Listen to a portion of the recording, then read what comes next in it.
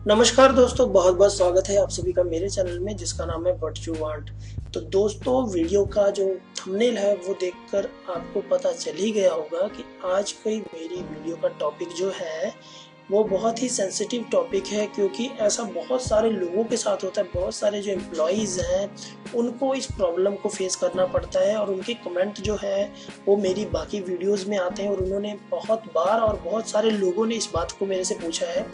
कि sir, PF का पैसा जो है, अगर मेरी जो पासबुक है उसमें 50,000 शो कर रहा है और जब हम क्लेम करते हैं तो हमें मिलता है 38,000। मतलब कि हमारी क्लेम की हुई अमाउंट से हमें पैसा कम क्यों मिलता है।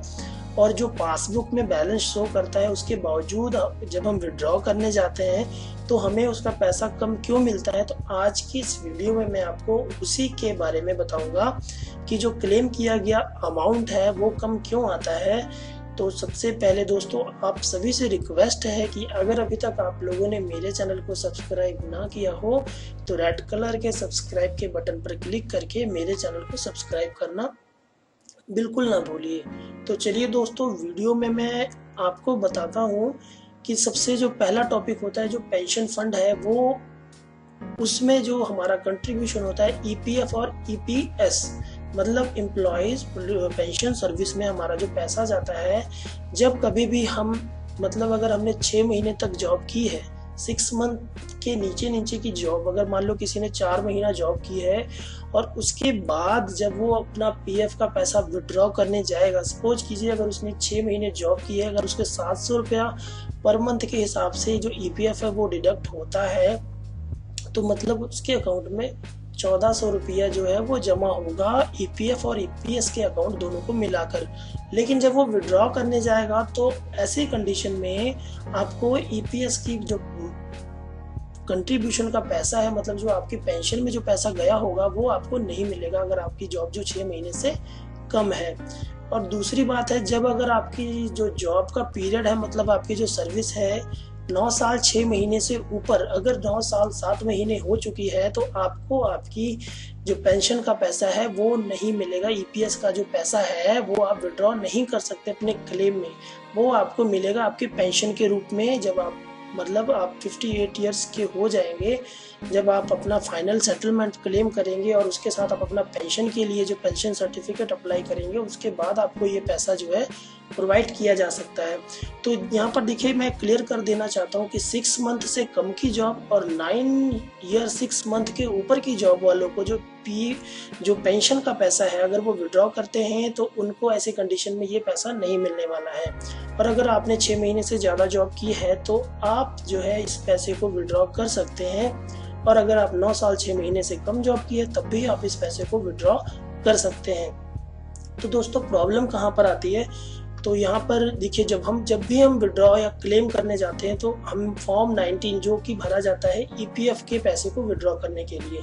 क्योंकि जो ईपीएफ डिपार्टमेंट है वो हमें हमारा जो विड्रॉल है वो 2 तरीकों से देता है। मतलब 2 तरह की पेमेंट हमें आती है जब भी हम कभी अपना जो पैसा है वो क्लेम करते हैं। एक तो ईपीएफ फंड का आता है और दूसरा जो आता है वो पेंशन फंड का, और दोनों के लिए ही अलग अलग फॉर्म है, एक फॉर्म 19 और एक फॉर्म 10C। तो होता ऐसा है कि जो लोग अप्लाई करते हैं वो फॉर्म 90 और 10C अप्लाई जब हम क्लेम करते हैं तो दोनों अप्लाई होते हैं, क्योंकि अब कंपोजिट फॉर्म है आधार और नॉन आधार वाला, जिसमें आपको एक फॉर्म के अंदर ही सारा कुछ मिल जाता है कि आपने दोनों के दोनों पैसे जो है वो विड्रॉ करने हैं। तो इसमें होता कैसे है, सपोज कीजिए कि अगर मैंने आज अपना क्लेम सेटल्ड किया, मैंने अपना क्लेम कर दिया और मुझे 15 दिन या 20 दिन या महीने के बाद अगर मुझे मैसेज आता है कि अगर मान लीजिए मेरे जो ईपीएफ की पासबुक में वो पैसा था 50,000, उसमें जो 12,000 था वो था मेरा पेंशन का और जो 38,000 था वो मेरा था ईपीएफ का। तो ऐसा बहुत सारे केसेस में देखने को आता है कि जब उनकी पहली पेमेंट आती है ईपीएफ डिपार्टमेंट से तो वो होती है फॉर्म 19 वाली, मतलब कि आपको ईपीएफ के फंड का पैसा जो है वो मिलता है। और लोग यही देखकर मतलब हैरान हो जाते हैं कि मेरे जो पासबुक में था वो अमाउंट थी 50,000 और मुझे मिला 38,000। और इतनी सी बात को लेकर वो बहुत सारी मतलब टेंशन में पड़ जाते हैं कि हमारा पैसा कम मिला। और थोड़े दिन वेट करने के बाद आपको जो आपका पेंशन का पैसा है वो सेकंड टर्म में, जो मतलब सेकंड पेमेंट में है, वो आपको प्रोवाइड कर दिया जाता है। समटाइम से 1 या 2 दिन का इसका डिफरेंस होता है, अदरवाइज आपको जो आपकी पेंशन का पैसा है वो पूरे के पूरे मिल जाते हैं जो भी आपका डिडक्ट हुआ होता है। तो इसमें कोई टेंशन लेने वाली ज़रूरत नहीं है। और इन केस मैं यहाँ पर ये चीज़ भी क्लियर करना चाहता हूँ कि इन केस अगर आपका पैसा कम आता है और आपको लगता है कि आपका ईपीएफ और पेंशन दोनों पैसे आ चुके हैं, मतलब दोनों फंड के पैसे अगर आपके अकाउंट में आ चुके हैं, उन दोनों का टोटल जो आपकी पासबुक के टोटल से मैच नहीं करता, तो आप उसके लिए मतलब टेंशन लेने की जरूरत नहीं, क्योंकि पैसा आपका है, वो कहीं नहीं जाएगा, ना उसको गवर्नमेंट अपने पास रख सकती है। तो उसके लिए आप अगर आप ऑनलाइन अप्लाई करते हो तो आप ग्रीवेंस जो पोर्टल है वहां पर जाकर अपनी कंप्लेंट है वो रजिस्टर करवाइए। अगर उसके बावजूद भी आपको कोई सोल्यूशन नहीं मिलता तो आप अपने जो नियरेस्ट ईपीएफओ डिपार्टमेंट का ऑफिस है आप वहां पर जाकर मतलब आप अपनी जो कंप्लेंट है वो रजिस्टर करा सकते हैं। तो यहाँ पर मैं बता देता हूँ पेंशन का जो आपका जो फंड का पैसा कम आने के मतलब जो मेन वजह है, वजह नहीं कहते इसको, लेकिन जो लोगों को देखने में आता है वो मैं यहाँ पर बता देता हूँ। तो यहाँ पर देखिए आपको दिख रहा होगा एम्प्लॉय और एम्प्लॉयर, मतलब कि जब भी हम फॉर्म 19 फिल करेंगे विड्रॉ के लिए तो हमें क्या मिलेगा 12% प्लस 3.67%, मतलब 15.67% पैसा जो है वो हमें फर्स्ट जो पेमेंट में आएगा, और दूसरा जो ईपीएस का पैसा है वो रह जाता है 8.33%, मतलब 38,000 आ गया 50,000 में से, और जो 12,000 रह गया वो पेंशन का रह गया।